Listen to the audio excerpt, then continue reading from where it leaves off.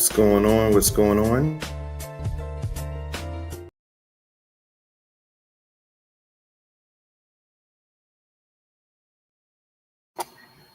All right, how's it going? This is Browntown Midwood, presented by Innovative Automations Agency. And you know that it is 53 initial man roster. And we just wanted to go over a few things for the season coming up. Right now, it looks like the place we're going to be on week one is, oh, hold on. Let's bring in Instagram. Give it a second while we bring in Instagram. Okay, looks like we're live, and I hope that the bandwidth is good enough to get this through. But welcome, Brownstown Midwood, presented by Innovative Automations Agency, going over a few things and looking at the 53-man roster. Number one is, right now, it looks like we'll be at Streetcar for week one. Has great parking, good food, and it's pretty empty, just like for us. Some of the other venues were great, but it might just be logistically a little difficult to do for week one because they might be in a place where it's difficult to park. And I think on game one, people might want the option of having their family members there that are a little bit younger Browns fans. So I think we found a place that's the best of both worlds. But right now it's looking like Streetcar, trying to finish the deal today or tomorrow. And the second spot might be back at the Rabbit Hole. I have a conversation with them as well. With that being said, let's look at the depth chart and see how we're going to get these W's this week. When I look at the depth chart, I look at the official Browns because the way it's listed, you can get a lot of inferences about if they're going to go get somebody else. All right. So let's break it down. First, let's go on offense. And the one thing I noticed that there is no receiver two listed here on the depth chart is Jerry Jeudy. They skip it, then have a third, which lets me know that they might be looking for another wide receiver or this one that's not listed yet. So even here you have Cedric Tillman and no number two. We do know that they signed Isaiah Bond. Maybe it's not official yet, so that he'll probably be right here on the second. And we know that they did cut Deontay Johnson, who honestly was a little bit confusing how this went because he did skip OTAs, but I saw that he was training in South Florida with Route God, and that Route God came with him for the first part of training camp, to which he was doing good. And then what you hear is that he kind of fell off the cliff with his productivity and the quality of his route running. Now, I don't know if that's because Route God left and he has some motivational problems. I know that people saw the pick six with Dylan Gabriel and then put a lot of that on Deontay. But there's a lot of folks out there that are saying that no, it was actually the tight end that ran a bad route and didn't give proper spacing on that. So we definitely have a spot open or two for wide receiver because on the depth chart, we do not have number twos. And this is also not showing Isaiah Bond on the roster yet. I don't think he's facing any suspension from the league. Nothing has come out. I haven't heard any chatter about that. So I expect him to be on here soon. And then maybe they're picking somebody up. And maybe Deontay Johnson clears waivers and makes it to the practice squad. All right. So it looks like we're rolling with 9 offensive linemen. Cornelius Lucas can play both tackles. I think he can also play guard if he has to. Ethan Posick, I heard that his injury is not very severe, so he should be able to start week one, God willing. Now, here's something that's interesting to me.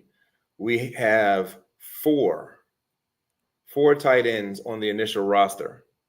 Good to see that Harold Fanning made officially as the second on the depth chart. People say he's tearing up in practice, but this is a little surprising to me that we kept 2 other ones and not have a second wide receiver. So that's a little bit interesting. Now, notice here, we do not have on the official depth chart a second QB mentioned. Right now, Deshaun is on the roster which means he might have been activated or something like that. I have to go look closely into that to why he's not on IR or something like that. But you can see there is no backup quarterback hit here. So you can know that this is an official depth chart. And I think it gets into they have to do this because there's a lot of betting on the games and fantasy and stuff like that. So who they actually put in each spot means something. It could lead to liability if they're lying. So right now, the Browns have not made an official announcement on who is the second quarterback, but I really expect that to be Dylan Gabriel. Maybe I'll make another video about that. I know it's very controversial about who's better, who's what, but I think he showed that he's ready. He's ready to make quick decisions and put the ball where it's supposed to go. I'm not saying he's more talented. I'm saying he'll make quick decisions and put the ball somewhere in the direction of where it's supposed to go. All right. Oh, well, look at this. We do have a second wide receiver in the slot with Jamari Thrash. We just don't have him at X and Y. So that's wide receiver 1, wide receiver 2, and then this is the slot. So we do have a second for the slot. Both of the running backs that were not Jerome Ford, Dylan Sampson are gone. We do know that Quinshawn Junkins has not signed his contract yet, but they do seem to have kept the running back spots open for him.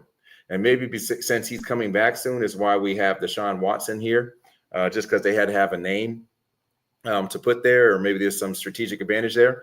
But maybe that changes and Deshaun Watson goes to IR, and then Quinshawn, once they find out what his suspension is and he officially gets signed to the Browns, will take up this spot or maybe even this spot. He might be one. I don't know what type of shape he's in.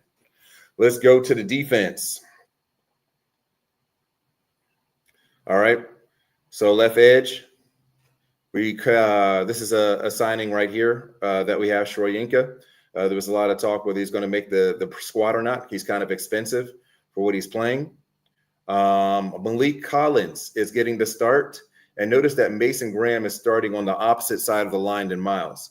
A lot of people thought maybe that he would be right next to Miles, but that does not seem to be the case. And as we know, Aden Huntington, who plays fullback during the preseason and also did some great things on special teams, is at the backup right tackle. And Mike Hall Jr. has some injury issues. He has been cleared to be activated to the active roster, but I think he still has some physicals to pass in order to be officially on that roster. So they might be going around looking for a tackle just in case Mike Hall is not ready to go, because I think somebody must have been cut that made sense. But they really like Aden Huntington. He's a little bit smaller than what's usual for a tackle, but it looks like we love it. Alex Wright, expecting a big year from him. He should have a lot more one-on-one since Mason Graham is next to him. And, of course, this monster is on the other side. As expected, this rookie right here is balling. Mike, middle linebacker, very happy about that. It looks like we have 7 linebackers. There was a thought on whether this guy was going to make the team. Looks like Devin Bush is likely not looking at any suspension. He had some issues. That looks like it's maybe cleared up so that he is put into the starting lineup. The depth doesn't look good. We do have the rookie from Mississippi State that I thought looked good in preseason, but I don't know how ready he is to go. And then we get into where we have some big issues. Denzel Ward, great. Grant Dippett, almost great. We don't know if he can play outside. He has some issues. And then we definitely don't know about any of these 3 guys. I wouldn't be surprised if we see moves for any of these 3 guys on the backup cornerbacks. The Miles Harden, Dom Jones, Cam Mitchell. I've heard Cam Mitchell was struggling mightily in the slot. So I wouldn't be surprised to see the Browns looking at something to fix this secondary, because we have 2 players we know that are capable starters, world beater. I think he was a Pro Bowler 2 years ago. But Ronnie Hickman, all of these safeties, all these guys are questionable from what I've heard. Punter, one of the best players on the team. Somebody said the 3rd best player on the team is great. Kick returner, good. The kicker, you can see Dustin Hopkins got released. I don't know much about this guy, but I wouldn't be surprised to see if we see any changes here, if they can find somebody. And that's the roster. I would expect a lot of movement this week, especially looking at cornerback. We got to see what happens with Quinshawn Junkins and the injuries and suspensions for Mike Hall, for Devin Bush, Isaiah Bond, and I think there's one more person I'm forgetting. But love to know your thoughts. Can we win? I hope so. We'll find out soon enough. Let me know what you think. And I'll give an update on where we'll be for week 1 as soon as possible. Peace.